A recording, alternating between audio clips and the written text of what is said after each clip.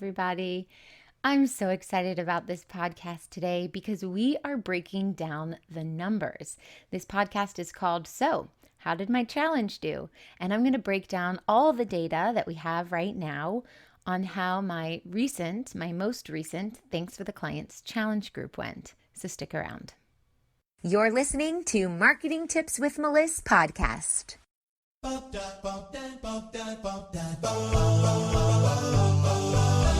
Welcome to Marketing Tips with Meliss podcast. And now your host, Meliss-Ep. So my most recent Thanks for the Clients challenge group took place on November 9th through 13th of 2020. And Facebook had a major update across the platform when we started running ads to this and we started marketing it. So there were a lot of glitches. In fact, we were coming off of the election in the USA, so ad costs were really high. Plus, there were updates across the board. It was just a really weird time. So when we started running the challenge group, we weren't able to comment, to share links to different participants, like of where to go within the challenge. We weren't able to share links. We weren't able to do tags. Our messenger bots weren't able to work because there was an update there. And we got put in Facebook jail just the very first day for a very short time for a change that they made in the messenger bots with no warning whatsoever. And several people across the board were experiencing similar issues. So it wasn't just us. It was frustrating, but that's just the thing. You've got to roll with the punches and you got to just realize we're dealing with technology. It's not perfect. And if you can project numbers and also take into consideration error and like technology issues, and then come up with your numbers and your projections, you will be better off just assuming that there could be a technology issue. And yet, with all of that, here are the numbers for Thanks for the Clients 5-day free challenge group this round. We had 123 people that signed up for the challenge. And of those 123 people, 105 of them joined the Facebook group, which is where the challenge was being hosted. So that's a big number. We'd hope for that number to be bigger, but sometimes people register and forget about it, or they just registered to watch the replay, but they don't actually want to join the Facebook group. Then we had 80 people subscribe to the Messenger bot so that they could get their free workbook download. Now, that's not everybody. That's 80 of 123 people. But we also had a problem with our messenger bot and the delivery. So we were able to get the workbook out to anyone who expressed interest in it. But we were having a problem with the software we use for the messenger bot. Plus, there was an update with Facebook. So that number is a little bit on the lower side, but I think it's totally fine. And I'm happy with it. And then we sent the first kickoff reminder to 103 people. 22.33% of those people actually opened. That's also kind of low. And then 6.8% of those people clicked. So our first email that goes out the night before that says like, we are starting tomorrow, we sent that out to 100 people. And 22% of them opened and 9% of them clicked, which is actually lower than what we have done in the past. And then the email that says we're starting in 15 minutes, 111 people got that, which means that between the night before and the first day, we got 11 new people subscribed. 15.32% opened and 4.50% clicked, which is also low based off the numbers I see here in front of me from the previous two challenges, where the first challenge, we even had 49% of the people open, which is amazing and strange that it happened that way. Okay, so the Facebook group, we had 76 people who saw the intro post and 66 of those people commented, which is really good because we got a lot of engagement going.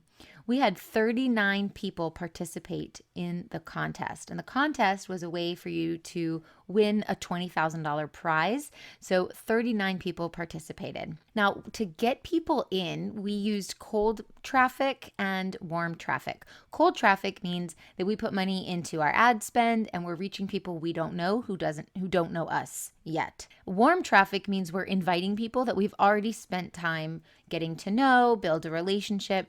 So we invited 192 people from our warm market and we followed up with 148 of them. And what ended up in the group was we got 32 people in the group from our warm market, and 4 people added friends.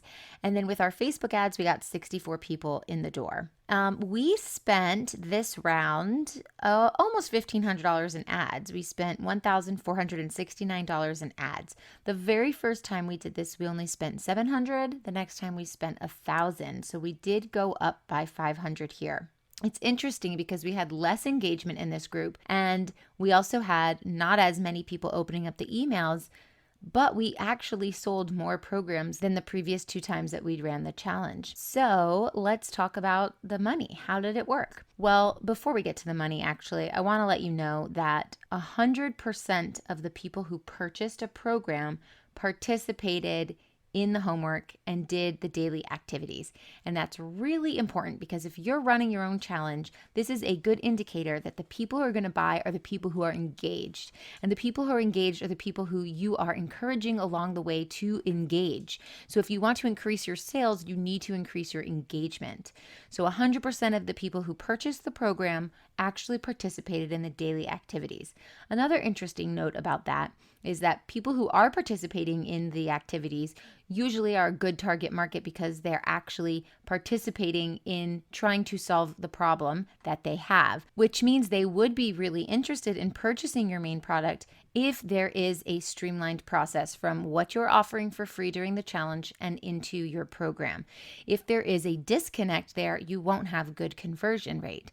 But if what you are teaching in your challenge is a piece that you pull out from your main offer, from your signature offer, then it would make sense that the people who are participating along the way need your service the most and therefore are the ones that purchase.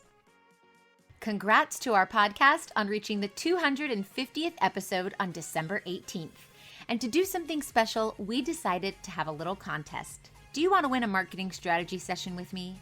One lucky winner will be picked to get a full hour of one-on-one support with yours truly. That's right, we'll spend our time working through whatever you need to get you unstuck with your marketing so you can hit the ground running with your business. Learn how to enter the contest, get my $600 valuable call for free, and spread the marketing love over on our YouTube channel. Entries are valid before midnight Eastern Time on December 18th. Learn more at go.melissmarketing.com/YT for YouTube. Good luck.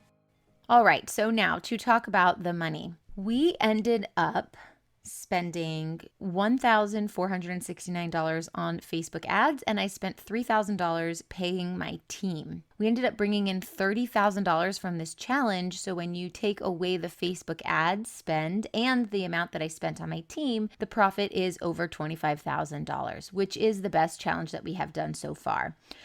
So in the past, I paid my team the first time about $750, and I paid my team about $1,000 the next time. This time I paid $3,000. So we were doing more things. We were reaching people faster, and people were putting things together at a much quicker rate. So that's why the price was there higher. Also, I mentioned when I broke down my very first challenge that because it was my first challenge, I really wanted my hands in all of it. I wanted to do everything, see how it goes, oversee everything. Well, now that this is our third challenge, we have improved things along the way. My team is understanding what their needs are and what they're supposed to do. And so things just run much more smoothly. And we can do a whole podcast episode about how important it is to repeat your processes every single time, because you're going to find things that make it better and stronger and stronger. And eventually you're going to have an amazing challenge or webinar or masterclass that is just foolproof.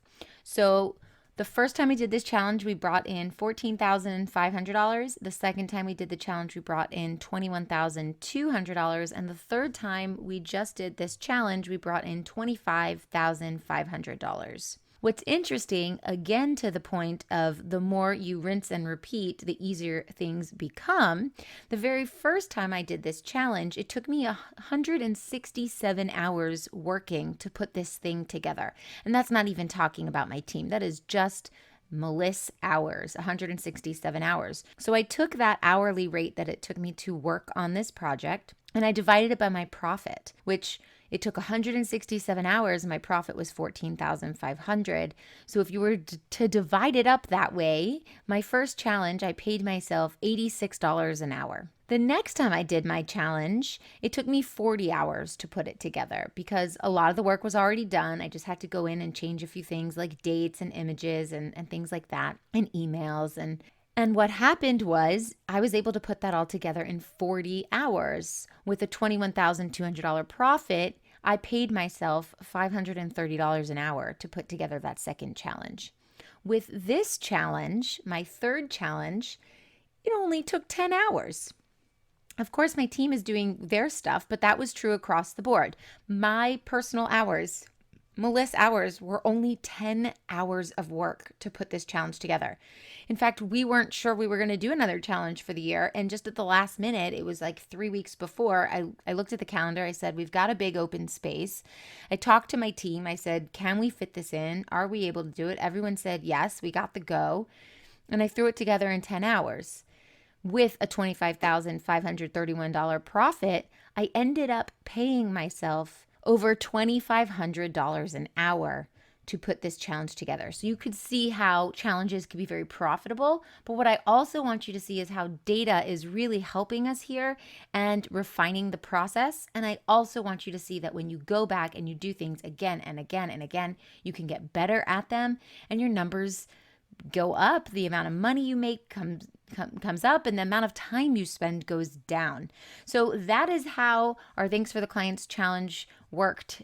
This time, our third round, we will be doing more of these in 2021, and we will be refining the process as we go and reporting back, because I think that is my duty to explain to you what worked, what didn't work, why, what the data is showing, how we could improve. I think that's really interesting and really important. So hopefully you enjoyed this. Hopefully you found it helpful. If you get overwhelmed by numbers and you're like, Meliss, I don't even know what you're talking about, then just skip this podcast and go on to the next episode. But I think that this is really helpful, and it's important to understand the numbers and what that means for what we do moving forward. So I hope you enjoyed this, and I'll talk to you soon. Thanks for listening to the Marketing Tips with Meliss podcast at www.marketingtipswithmeliss.com. Hey, coaches and healers, it's time to feel supported in your business. Head on over to our free community to get access to my best resources for free. I'm talking marketing tips, business strategy, feedback, and so much more. Join now at magneticmarketingmastermind.com. See you there.